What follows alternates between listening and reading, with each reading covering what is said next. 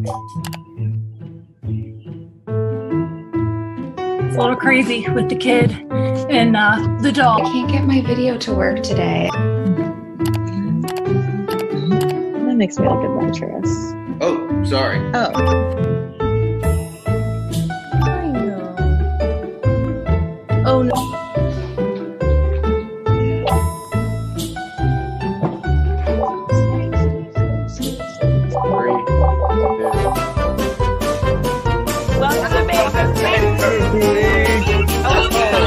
That was the worst ever. That was so bad. Hi, everybody. Welcome back to our last day of bankruptcy week. I hope you enjoyed the video. I spent literal minutes on my part, so I was really glad that it turned out the way it did. The first thing I'm going to do is pull up our housekeeping slides. Boom, share media, because I totally know what I'm doing right now. I hope everybody had a great week. I know that we had a lot of fun putting this together. It'll be the BK book slide. That's more for me than for you. Perfect. Great.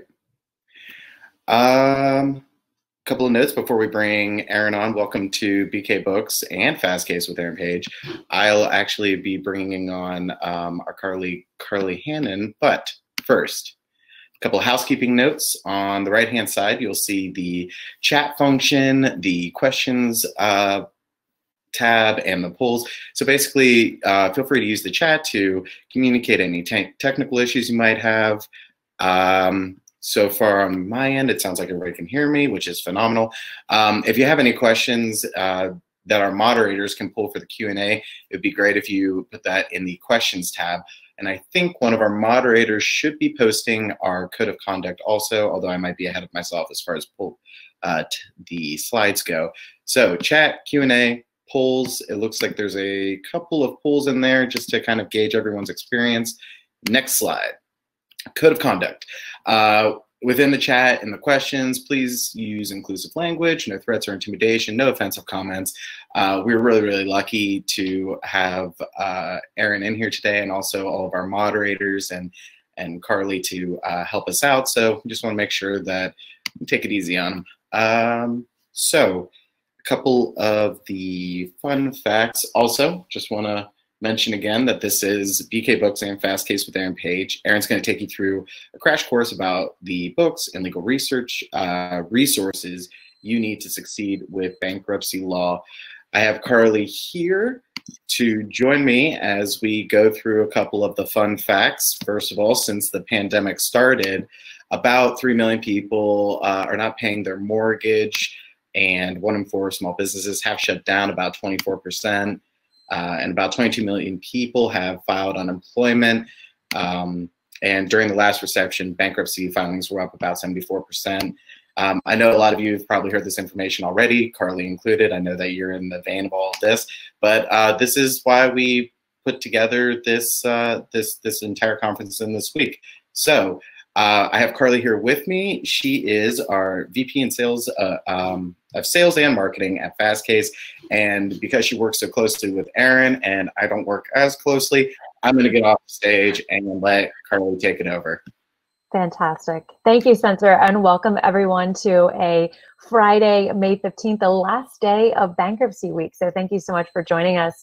Next chapter is part of the Fastcase family of legal technology. So I was thrilled to hear Erin was asked to join bankruptcy week. Erin is a wealth of knowledge on all areas of law. Erin has been with Fastcase for over 5 years as our senior law librarian and manages Fastcase's customer success team of reference attorneys. During her off hours, if you can imagine, she's an adjunct professor at the University of DC Law School and volunteers at her local library. Erin has her BA in Classics from St. John's College, her JD from the College of William & Mary, and her Master's in Library Science from Catholic University. All of this to say Erin loves books. She's the perfect person to share her knowledge of books and their use in practicing law. Erin is just a well-loved member of the Fastcase team, and I'm so thrilled that she's here to join you today to share her knowledge. It's also worth noting all the books that Erin's going to share with you today are available within the Fastcase Legal Research platform. The great news is for you is you likely already have free access to Fastcase Legal Research through a state bar association or a practice area specific bar association such as NACBA. Just a few moments ago, I posted the link in the questions tab to go to the Fastcase Bar Association page for you to browse to see if your bar association or one that you're a member of provides Fastcase as a member benefit. So without further delay, please join me in welcoming Erin.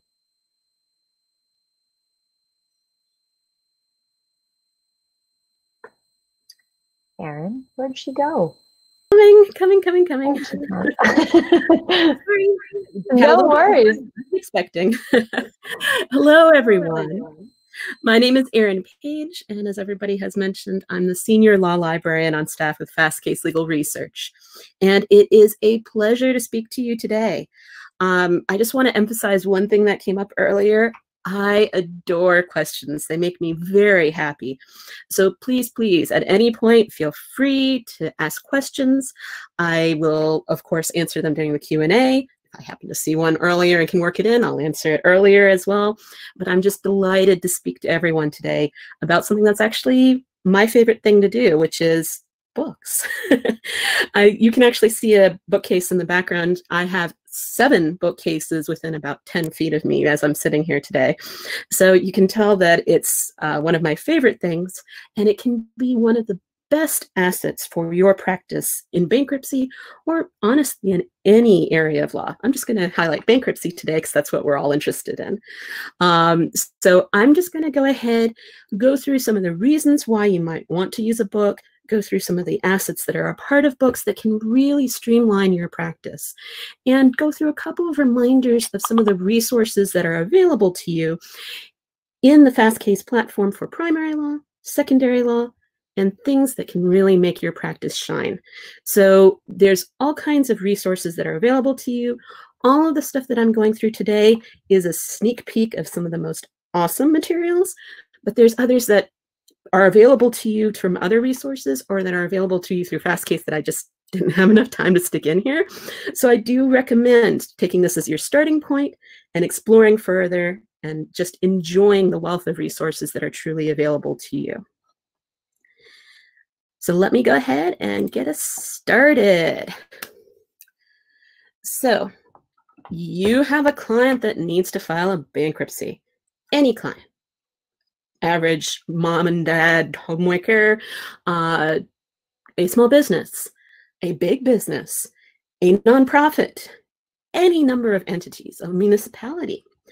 Anyone could be in a situation where they need to file a bankruptcy. Are you ready for that? Is this a situation that you are geared up and excited and have every single resource you could possibly need? Let's admit it. There's always going to be something you have a question about. It might be a while since the last time you filed a bankruptcy. There's a number of us who pursue multiple areas. When times are good, we might practice in one area of law. When we hit a recession or event like our current situation, bankruptcy might become part of your routine. So it might have been a while since you filed a bankruptcy, or since you filed this kind of bankruptcy. One of the unique things about our current situation is how evenly or widely spread the issues are. The most recent recession, the one in the beginning of the 2000s, that recession was very much tied to a very specific area of bankruptcy involving the housing market and things of that nature. So even though that recession was a very widespread one, it was a very focused one in some very specific ways because it had a common instigator or a common area that most of the bankruptcies filed during that time were related to. But due to our current circumstances, you're going to have bankruptcies focusing on all areas or with all kinds of complications. So there's going to be all different possible related issues and corollaries that you're going to have to be familiar with on behalf of your client. So it might be an unusual business or an unusual fact situation or just a chapter that you don't normally file. You might file routine Chapter 7s and have a client that comes to you that would be an ideal match for a Chapter 11, or at least you think they might be. On one additional thing as well, you might find yourself practicing in a jurisdiction or with a trustee that you haven't practiced with before. So these are all situations where you really, really have an opportunity to expand your practice in ways that you weren't expecting. And also coming with that, a need for expanded legal knowledge that you might not have been familiar with lately, or that you might not have been at least as up to date as you'd like to be in order to zealously represent your client. And this is one of my favorite quotes. You might recognize the attorney in question. This is Morgan King. He's a well-known, well-respected author in the bankruptcy community. And literally his quote makes me laugh because it is absolutely true.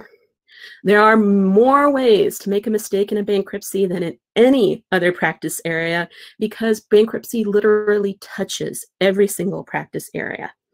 So literally a mistake that you can make in any other area of law, you can make it related to the bankruptcy or impact what's going on in those areas of law with your bankruptcy. So in some ways, a bankruptcy practitioner has to be a jack of all trades to ensure that they're not causing a complication for their client or for their client's situation that's unintended, or that they're neglecting an area that could be pursued on behalf of their client.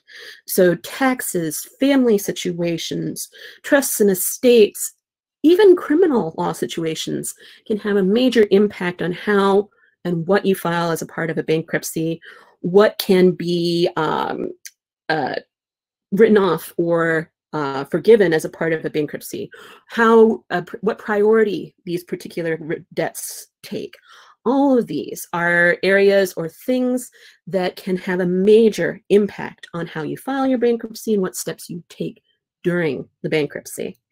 So this is not to scare everyone, but it is an opportunity to encourage you to branch out and to take advantage of the resources you have available. Oh, and just one side note, I do know that I can get on a roll and start talking very quickly. So if that happens, let me know in chat. All right, so we were just talking about the professional responsibility to your client. And just a quick reminder as to what the official definition for that is. This particular phrasing is coming from the Model Rules of Professional Conduct. So these are the ABA national model rules. The language or the phrasing is slightly different each jurisdiction. I reviewed a set the other day that literally just put the commas in different places, which I found hilarious personally. But the language is pretty consistent nationwide in every single bar jurisdiction. And that's going to be that a lawyer shall provide competent representation to a client. Competent representation requires the legal knowledge, skill, thoroughness, and preparation reasonably necessary for the representation. So again, if you're nerding out with me here regarding books, the reason why I mentioned this as a part of today's presentation is it's actually literally written that it's your duty to conduct legal research. And this is something that comes up from time to time when I speak to practitioners. Many of them will say, oh, I don't do that much legal research. And that's one of the first things that frightens me when I speak to someone who says that. And that's because you literally can't meet the very first rule of your professional responsibility. You cannot meet your duty to your client unless you acquire legal knowledge and unless you have significant thoroughness and preparation reasonably necessary for that representation. So that preparation frequently includes doing legal research to become familiar with the particular circumstances or the particular regulations or the particular case law that's going to have an impact on your client's situation. Law is something that's changing literally on a daily basis. Everyone here, I don't have to tell anyone here about the latest legislative changes, but case law is developing on a daily basis. And you'll see a couple of recent case examples that I'm going to show you later in this presentation.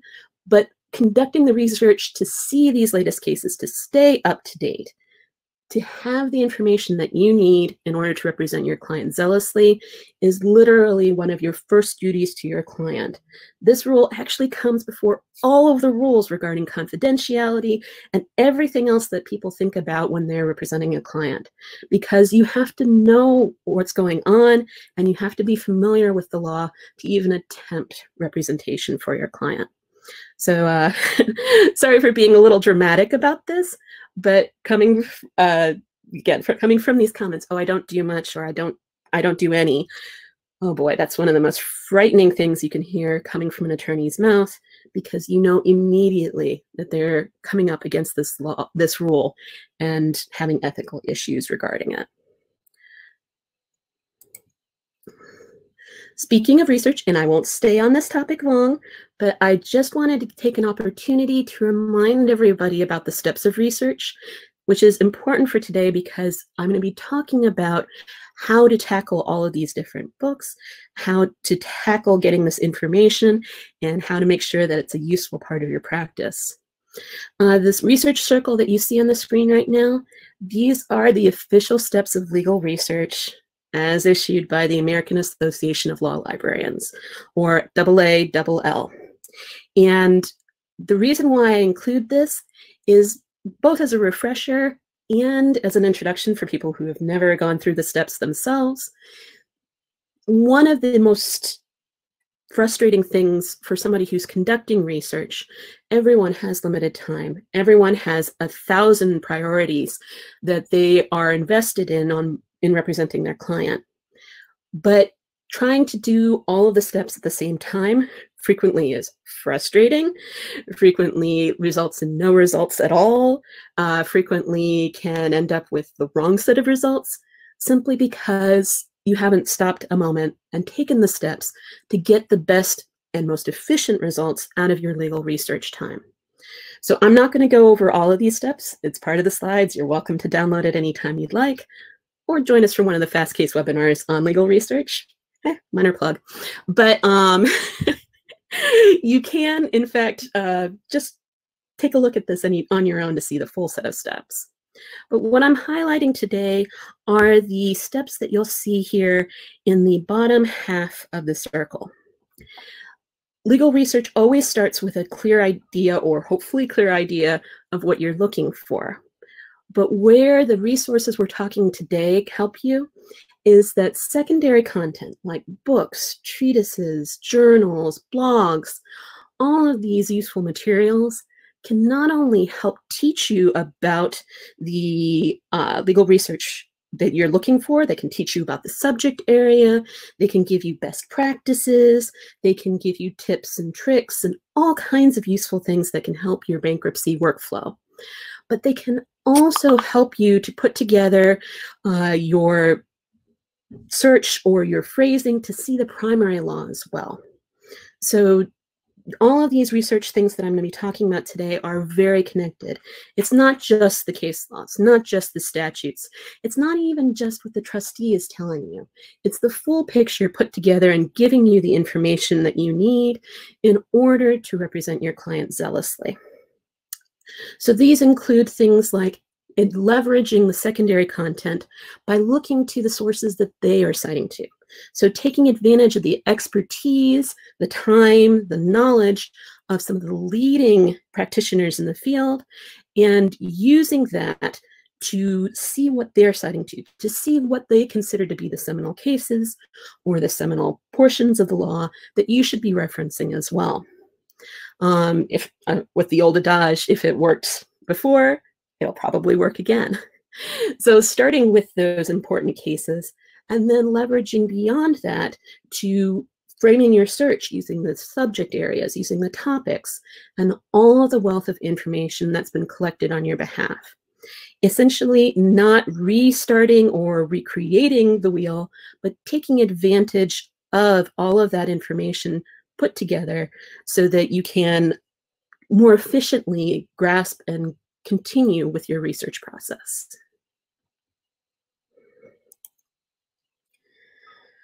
Alrighty, so taking one of those concepts here, I wanted to go ahead and show you two different ways or two different points that you can start your research process and go from there to get efficient and effective results.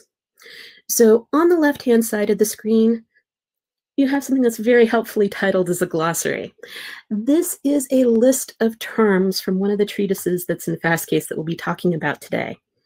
The reason why I bring up this glossary, you've been a practitioner, you're familiar with the terms, and wait a minute, you're practicing in a jurisdiction that you're not familiar with, you're doing a chapter that you're not familiar with, you're getting familiar with it, but you're not exactly sure how the court or how the trustee is going to reference this particular issue. Are they going to use this term or that term? Well, you can research manually all by yourself and eventually stumble across the terms by reading 50, 60, 70 cases, or you can take a shortcut. Go to one of the books, take a look at the glossary of terms that practitioner found to be important and mentioned specifically so that you'd be familiar with them. Use that shortcut and go directly to the cases that are on the issue you need without having to phrase and redo your search. Go directly to what you're interested in. On the right, you're going to see a tool that's in Fastcase. And I did promise we're going to do primary and secondary law. Another way beyond the books that you can use to get some of this terminology is what we call our semantic tag cloud. And I'm going to go ahead and just ask live for some of the people who are in chat if anybody feels like responding. The semantic tag cloud is a part of Fastcase, and Fastcase has partnerships with 33 state bar associations, several specialty bar associations, including NACBA and NARCA, and a bunch of local bar associations. I'm sure somebody's going to pop the link into the chat in just a moment so you can see who you have access through. But one of the reasons why I mention this is that you can take advantage of this tool just by logging in through your bar association and clicking on Fastcase. So the books and the direct tools in Fastcase that can give you suggested terms just based off of your initial search. You can run a very basic search in Fastcase and get very specific very quickly just by using the tools that are in Fastcase. So I just wanted to make sure that everyone has an opportunity to check that out. And even if you currently have a contract with another legal research provider, there's nothing that says that you can't take advantage of Fastcase at the same time. If you've got access, go for it. Alrighty, so I'm gonna actually pause and take a look at our poll, see if anybody's had a chance to respond to our first poll question. If you haven't, I encourage you to vote. But we're looking to see how much experience you have in the area of bankruptcy, how much experience you have regarding the different types of chapters, that kind of information, because depending on your answer, the books can be super, super useful, and you'll get a lot of today's presentation. So I encourage everyone to go play with the polls.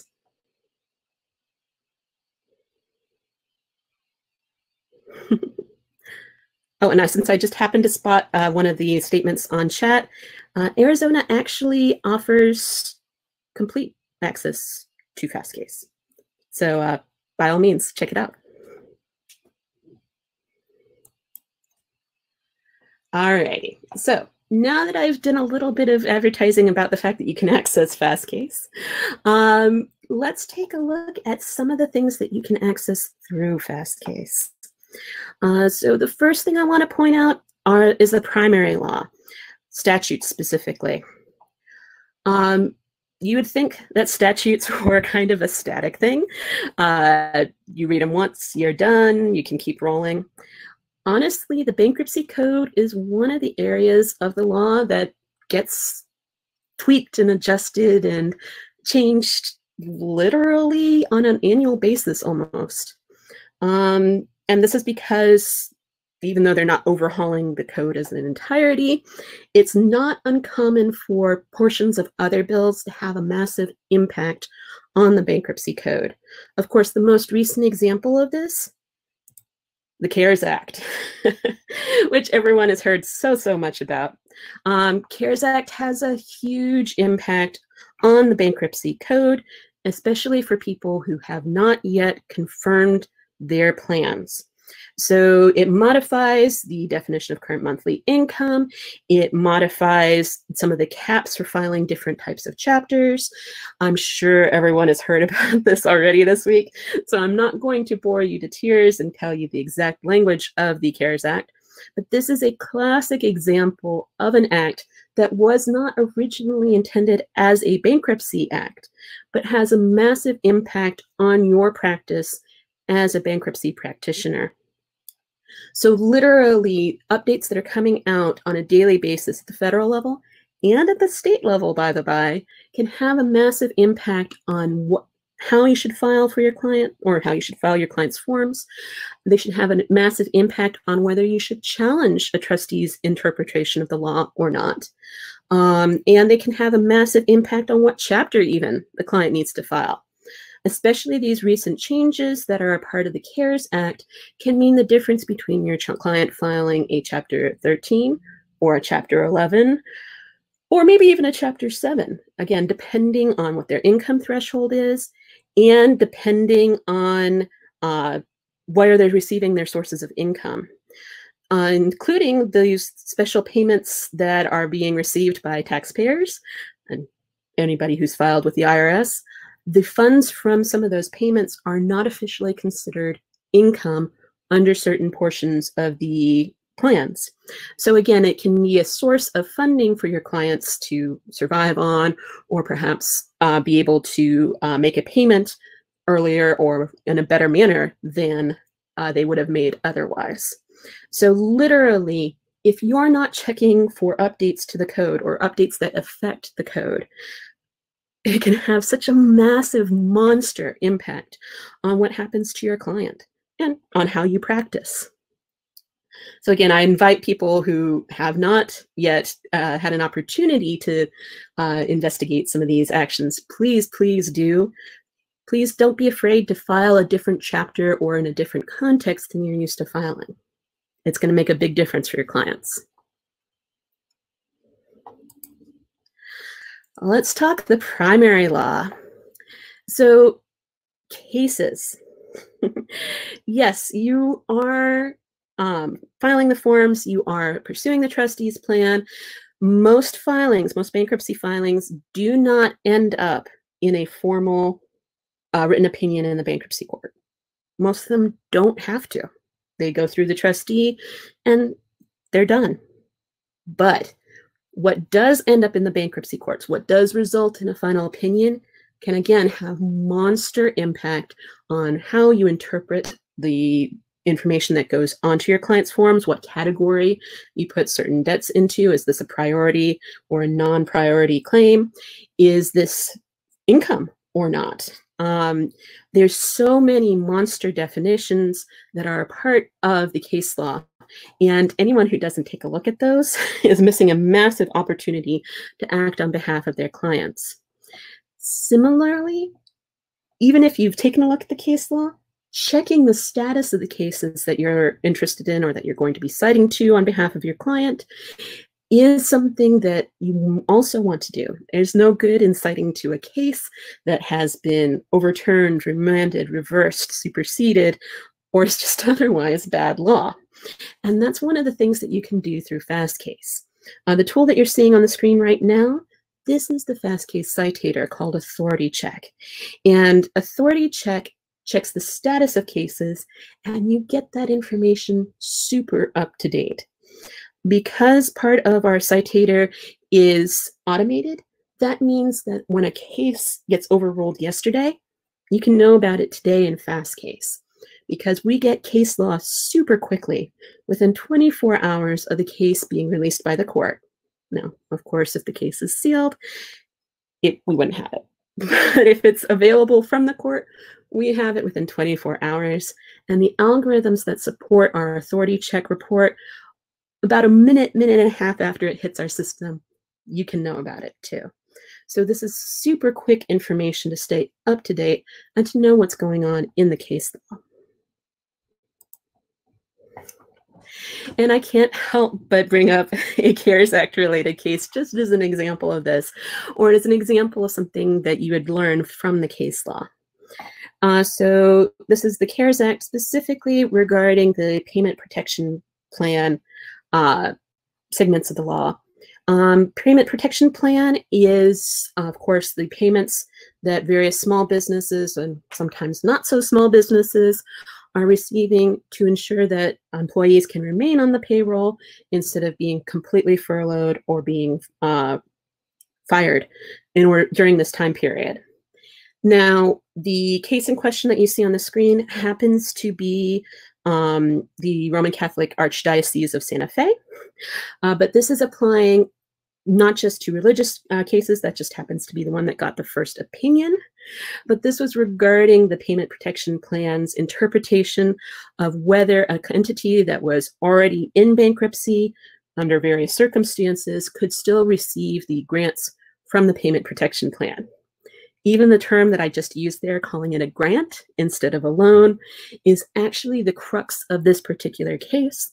And the determination from this case is super recent. This is from May. So if you have not conducted legal research lately and you have a client who might be in a situation where they'd already started bankruptcy or they have recently started bankruptcy, check out the case law, because new interpretations, new definitions are literally coming up all the time. And this is an example that you would not necessarily have seen without doing the research and seeing the cases. Other types of primary law. Of course, the rules of bankruptcy procedures, linked to and accessible from Fastcase, including things like standing orders. Each of the courts is dealing with the possibility of contagion slightly differently. Each court is issuing standing orders for how they're going to deal with these particular issues. And again, this is an area where it can make a difference in how you represent your client. You can't necessarily assume that some of the in-person tasks that you might have done on behalf of your client are possible or possible in the same time frame as you're used to. There's different methods that are being implemented, including a number of courts making the jump to completely online procedures.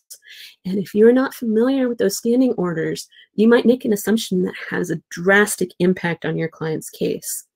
So you might assume that you can still hand something over 24 hours earlier, etc. And you might not be able to, again, because of these special measures. Don't forget to check out the standing orders. I'm going to make a quick sidestep here. Fastcase is, of course, has the family of legal research products. Next chapter is one of them. The Fastcase Legal Research Platform is a second. The third in our platform, or in our series of products, is called Docket Alarm, our sister product. And Docket Alarm interfaces with the dockets, with Pacer and with the state dockets, to pull information from those sources. So you can get the dockets themselves, the complaints, motions, the just literally everything, minute orders, etc. So the reason why I stopped for a moment to mention Docket Alarm is mentioning that you can see what's been filed. You can see these cases. You can access them through Docket Alarm if you can add that subscription. And this might also be a great source for you. If you're in a situation where you're trying to see how is the court treating the current situation, this is a great tool to see what's been happening even before the case hits that final opinion point. So if there's an issue that's really cutting edge or really recent, check out the dockets, see how it's being treated, and you can help you make a decision as to how you're going to pursue that issue on behalf of your client, or give you an idea of what cases to keep an eye on as your client's court date approaches to see how it's been treated, to see if there's a new case that you should cite to, or a new issue that you should address in that particular case. All right, so now secondary. So I mentioned earlier that leveraging the secondary gets you to the primary law faster. So literally, you can learn about new concepts or new terms that you've not used before. And it's a great tool, a great way to get directly to the information that you're interested in the primary law area. So you can do the search yourself. There's plenty of tools in Fastcase to make that process easier, faster, quicker, all of that fun stuff. But if you also add in the secondary, that gives you another attack method, another way of accessing the information just by getting it from the context of its original source. I know it's a little bit small on your screen, but the left-hand image you see on the screen just happens to be a set of cases cited to by the Business Creditor's Guide to Distressed Vendors. That's probably not an area that everyone is familiar with off the top, but it's an area that's a big impact at the moment during our COVID-19 situation. So literally, even though this is a text that was written before our situation, it can be a great shortcut to getting to those laws or to getting to those cases that you might not be familiar with. So again, take a look at your secondary, not just as a resource for you to learn or for you to get more experience in a particular area, but also as a shortcut to getting to those primary law materials that we were just looking at.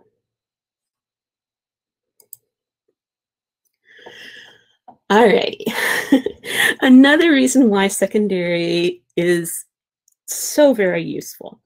And it's not just to teach you or to give you something to read, to give you things to think about. It's not even just to give you a shortcut to the content. Secondary content can also help you to set up a good workflow for your bankruptcy process. The examples on the screen, the one on the, actually both of these examples happen to be from Morgan King. That's the author I mentioned earlier during this presentation, but there's other checklists that are great as well. But the idea behind having some of these checklists is to ensure that you have not missed a step. So let's say that you're filing a chapter that you're less familiar with, or with a client that whose area of practice or whose area of business is one you're less familiar with. Having a checklist from the secondary content, having something that lays out the steps or the items that you should consider when you're setting up your process for this client can be a lifesaver. It can literally inspire you to look at something that you might not have looked at otherwise. It can be a way of cross-checking to make sure that there's not an additional issue that you should address. And it can really be a lifesaver in terms of stress. So if you find yourself always busy, busy, busy, but not sure if you've covered everything, having a checklist from somebody who's experienced or practiced on the topic that you're dealing with can be just like having a mentor who's sitting there going, don't forget X, don't forget Y, the things that you might have overlooked just simply because you haven't done them before. So I personally highly, highly recommend checklists. Carly can probably tell you of me wandering the office with a pad of paper with half a dozen things on it so I don't forget things. But a checklist can be a real lifesaver, both in terms of effectively representing your client and in terms of reducing your stress level while representing your client. All right. The books themselves. So I hope everyone has taken an opportunity or taken advantage of the poll and entered some information about it. I think I should pause and see if there's results.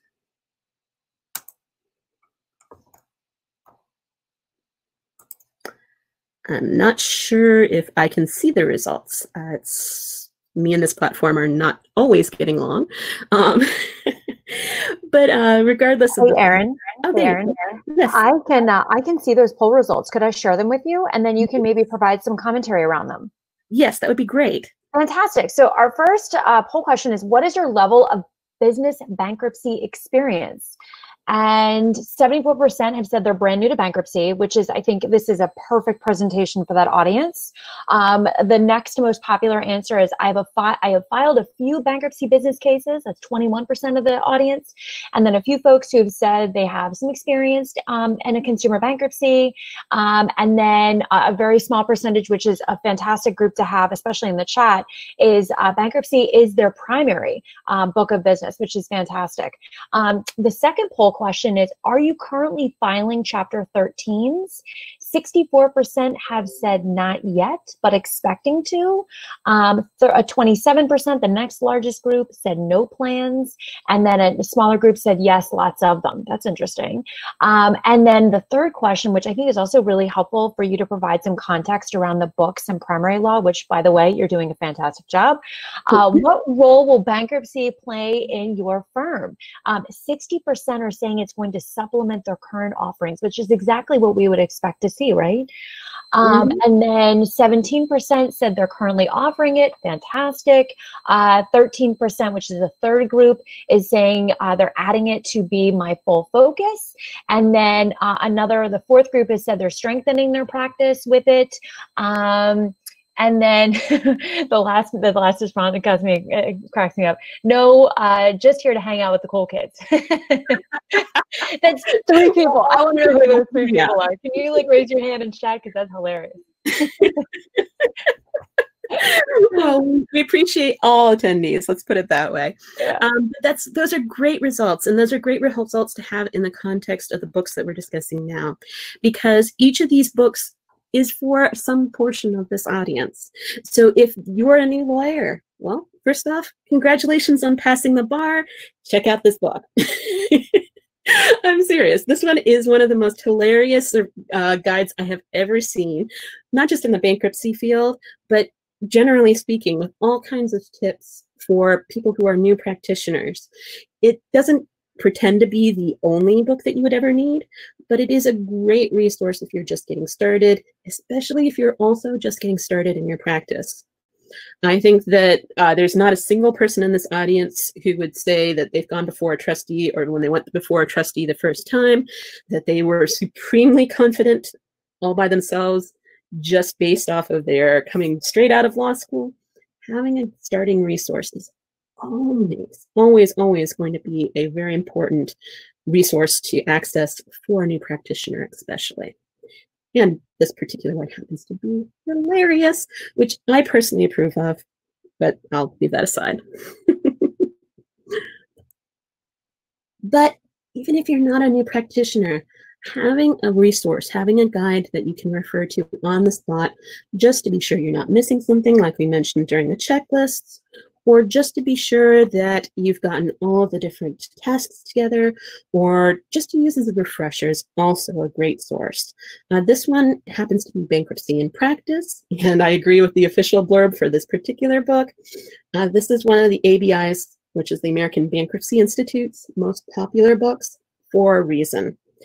It literally goes through all of the steps that you would have to deal with in representing a client in the area of bankruptcy. There's really great commentary on some of the more obscure things that can happen. And yes, I said, and I'll say again, that the vast majority of bankruptcies, well, I'm not sure if routine is the kindest word, but they do follow a regular or practiced path. They don't usually end up in major conflicts requiring a full-blown bankruptcy court opinion or going up to the bankruptcy appellate panels. Most bankruptcies just go through, and that's the end of it with the trustee's help.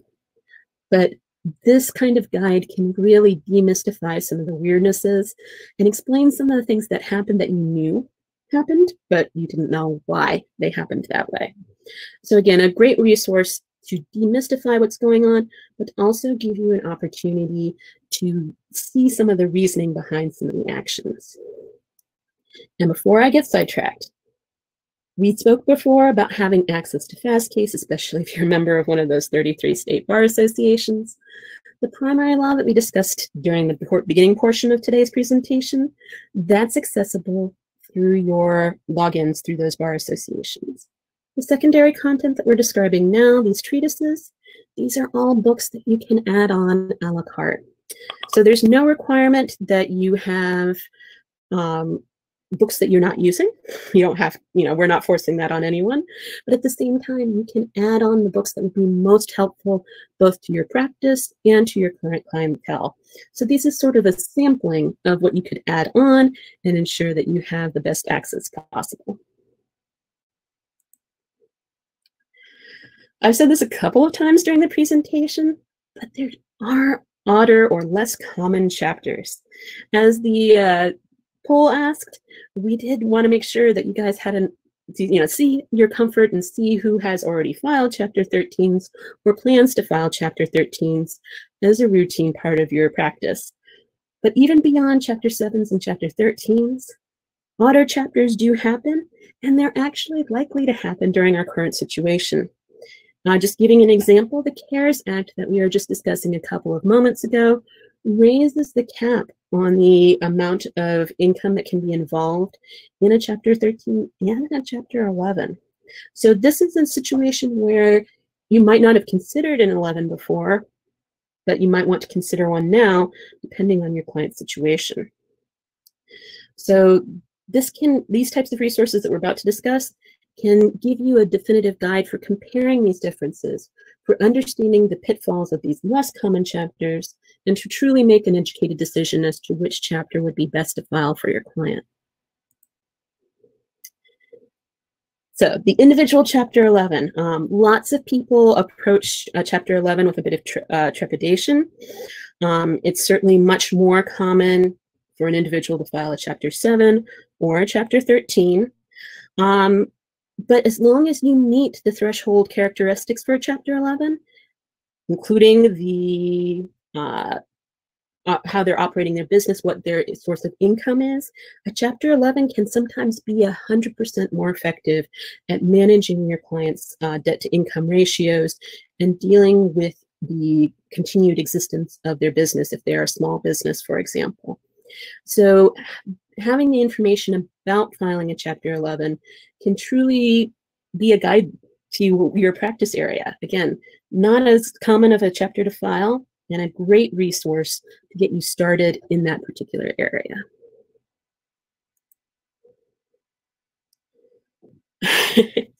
I'm going to go ahead and mention it. Chapter 15s are bizarre. What they really are is the, as you can see the acronym there, the UNCITRAL or UNCITRAL model law for dealing with cross-border insolvency. It's probably one of the rarest types of bankruptcies that you can ever see filed, but it's something that can happen these days. So many different multinational entities are feeling stress, and it's not just stress in the United States, they're feeling stressed due to the restrictions in other countries. You might never have considered a Chapter 15, but what happens if you're on or dealing with a client who has a shipping business, or who's dealing with a vendor who is multinational, or just simply has assets in more than one country? It's 100% possible that a Chapter 15 would be the appropriate way to go for that particular client. And I guarantee that's one of the chapters that you're going to need a little bit of guidance on. So check the Chapter 15 book out as well. One of the questions that we had in our poll was regarding consumer bankruptcy. And as the poll said, a lot of you have either filed a Chapter 13 or routinely filed them, and that's great. If you're one of the people who doesn't, this is also a great resource for you. And even if you do file them on a frequent basis, dealing with situations like automatic stays, dealing with potential complications, especially if you're converting from a Chapter 7 to a Chapter 13 or from a 13 to a 7, dealing with filing a Chapter 7 after a 13, or the other way around. There's all kinds of complications that can come up even with these two more common chapters, and this is a great resource that you can add or that you can take a look at to see if it'll help you with your practice area. I am going to leave time for questions, I promise, but I want to highlight a couple of more of the odd situations as well. So I've mentioned Morgan King a couple of times. Morgan King is a great author, and he, in addition to his quote that I gave you earlier regarding the possibilities of messing up in a specific area because bankruptcy touches everything, one of his big focuses is regarding taxes. Taxes can be dischargeable. They can be mediated. They can be arbitrated. There are situations for dealing with taxes, even though most people consider them to be non-dischargeable, that is definitely not the case. So don't forget to consult a resource, even if it's not this one, but check into the status of your client's taxes. One of the pitfalls I just want to highlight really quickly, make sure you've got your timing right when dealing with taxes. There is a window of opportunity where your taxes are sufficiently old enough to be discharged as a part of a bankruptcy. If you file too early, you cannot get that benefit. So it's not just a matter of filing the correct papers or having the correct information. You got to do it at the right time too. And that's the kind of information that you'll see in these secondary resources, including the Discharging Taxes in Consumer Bankruptcy book that you see right here. So I really encourage you, especially if you're like, I don't know if I need a book or not, check out some of these odder situations. Check out these specific situations that can really help your clients out. This is an issue that's coming up a ton in current situation because everybody is dealing with quarantine situations. Most people aren't going to their office, aren't going to their retail store.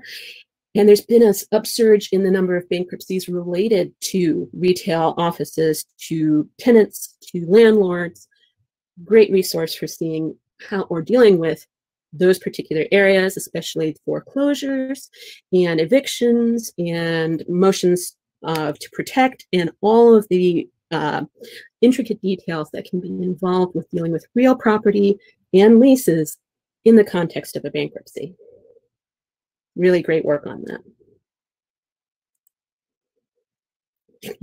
I had to throw this one in here because, again, it really depends on your client's situation and what their business is. If you end up with a client that has oil or gas leases or rights or is part of a conglomerate that's dealing with this type of product, I'm looking at you, our Oklahoma Chatmit people. But if you have a client that's in that circumstance, how do you deal with a bankruptcy in that context?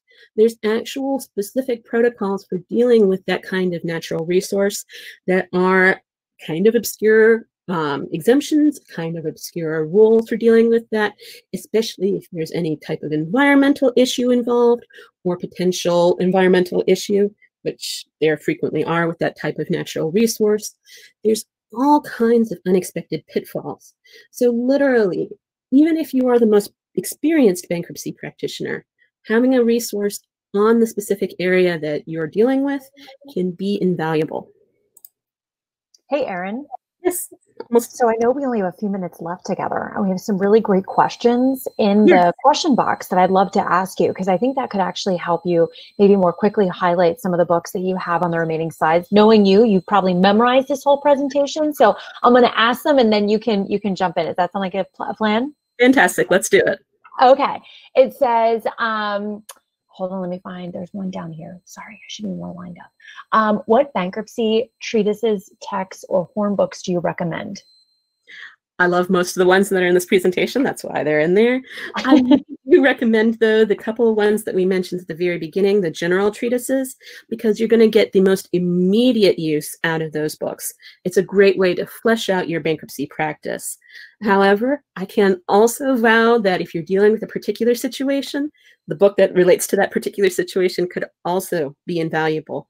So like the one that's on the screen right now with dealing with student loans under the bankruptcy code, expect a lot of bankruptcies involving student loans from our most unfortunate recent graduates who graduated in the middle of our current circumstances and who likely won't be able to get jobs immediately because nobody's hiring at the minute. So a text like this could be invaluable to your client depending on your client's situation. Fantastic. Another great question, where do people normally go to find their bankruptcy books? That's fantastic. So if you're getting them through Fastcase, all you have to do is hit the bright blue browse button at the top of the page, and there'll be a list of content. Right-hand side will be secondary content like books, treatises, etc. Left-hand side's the primary law that we were just talking about. So you provided a checklist within the presentation. Do you have a citation for that? That particular one, there's two of them. Back up the slides just a second, just so that I can say left and right. Sorry. there we go. The one on the left happens to be from that Discharging Taxes and Consumer Bankruptcy book I just mentioned of Morgan King's. The one on the right is another example of a Morgan King book, but they're both great checklists on that. Great. And the presentation's available for download as well. And if there's any questions, as we know, anyone can email support@fastcase.com and we can more directly provide that information, especially if we want to talk you through how to find those within Fastcase directly. Another upvoted question we have is law school review question. Can you please briefly discuss examples of mandatory and persuasive authority with respect to bankruptcy cases? Sure. So mandatory authority would be primary law authority that is in the jurisdiction or hierarchy of your jurisdiction. So if you're filing bankruptcy in Oklahoma, hey, my Oklahoma people, it would be primary law from that jurisdiction or from the appellate jurisdictions that are above that particular court. So the bankruptcy appellate panel for that circuit, and of course, the Supreme Court. Persuasive authority, on the other hand, would be primary law authority that is, and also secondary content to some extent, but this would be permissive authorities. It would be from other jurisdictions, so from Maine or from Hawaii or from Washington State, from a different jurisdiction, still interesting for the judge to know, but not mandatory. Great. Another quick question that we received and worth mentioning are all the recommended books available through Fastcase. Yes, they are. Right. Yes, they are. And I think someone else asked regarding one of the prices of the books. I've browsed, and that appears to be the least expensive option that we have within Fastcase. But keep browsing. We're always adding books. I think that's the most fun part about the team, is they're always adding books to the library. Another great question. These are excellent substantive resources. Are there resources on how to e-file in bankruptcy court? Yes, there are. Now, if you're e-filing through a program like Next Chapter, I do recommend reaching out to Next Chapter to get the specific instructions for how to do it through the program. But there are resources regarding various types of filing.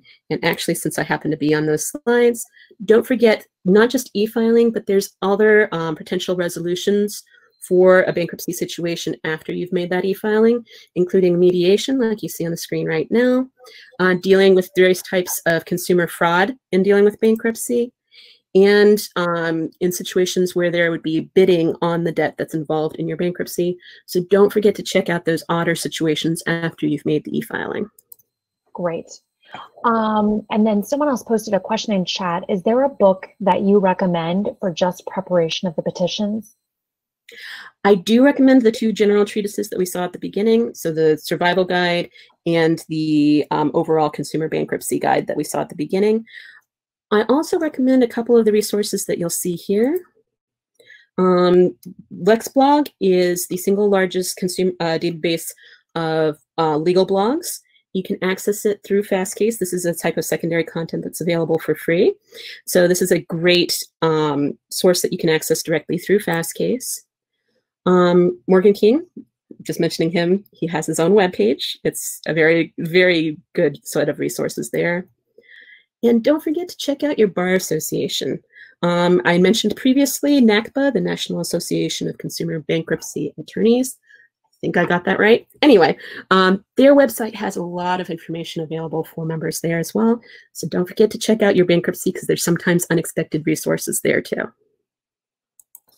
Yeah, and we saw in the chat, we have a number of folks who are in Arizona, Missouri, New York, and their bar association books are also available through their bar association access into Fastcase. So those are also really great resources. So Erin, in our final couple minutes together, are there any additional books or things that you would like to highlight? No, although I did not manage to get every single book into here. I just kind of cherry picked some of my favorites. So don't forget to go to Fastcase and see the full spread, because there's some really excellent books out there for specific situations.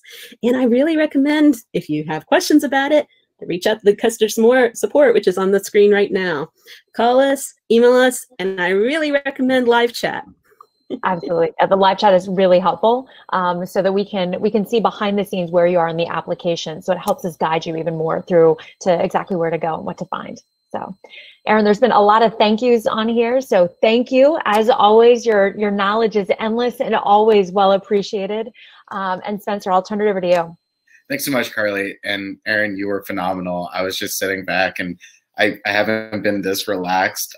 We've lost you, but I know you can still hear me. So it's really important to me. Your presentation was awesome. You make bankruptcy feel very zen.